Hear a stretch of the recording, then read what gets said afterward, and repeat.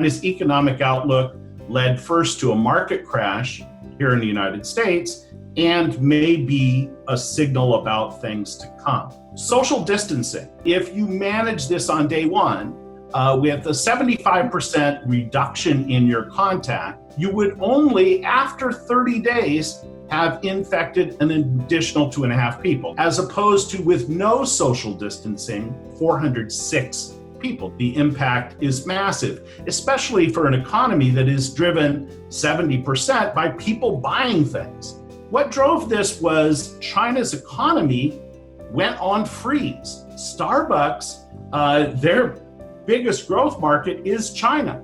And so they had 4,290 stores, 58,000 employees, and ultimately they closed every single store. At USC, we have 6,200 students from China, and they're wondering what to do. They're debating, well, should I spend money on an expensive plane ticket, or should I spend money on rent? The black line, the line for COVID-19, it much more closely maps the great financial crisis. You can see with SARS, with 9/11, those started coming back relatively quickly. In 2003, when SARS hit, there were about 200 weekly plane flights between the United States and China. At the time that this hit, before all the airlines started shutting down, there were 700 weekly flights.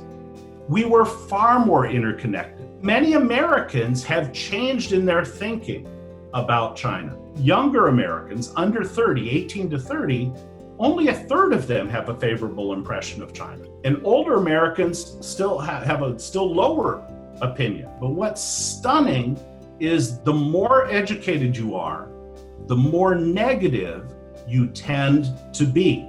Because in the past, the more educated you were, the more news you consumed and these kinds of things, the more favorably disposed towards China you were.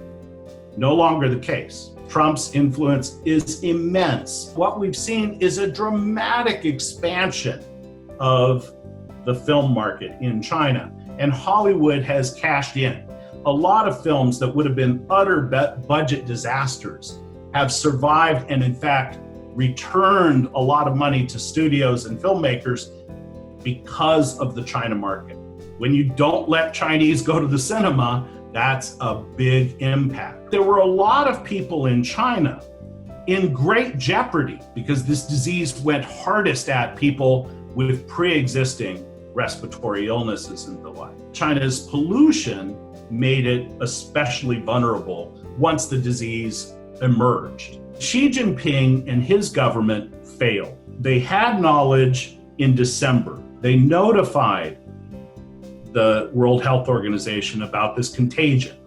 And Chinese scientists had already established that human-to-human transmission was possible. The World Health Organization didn't announce that that was possible for another couple weeks. They failed because they didn't take action at the time. It could have been mitigated and the impact could have been greatly reduced. So China is coming back online. It's moving in this direction, but in fact, we're still a long way from normal in China, certainly in Wuhan, but even in other places.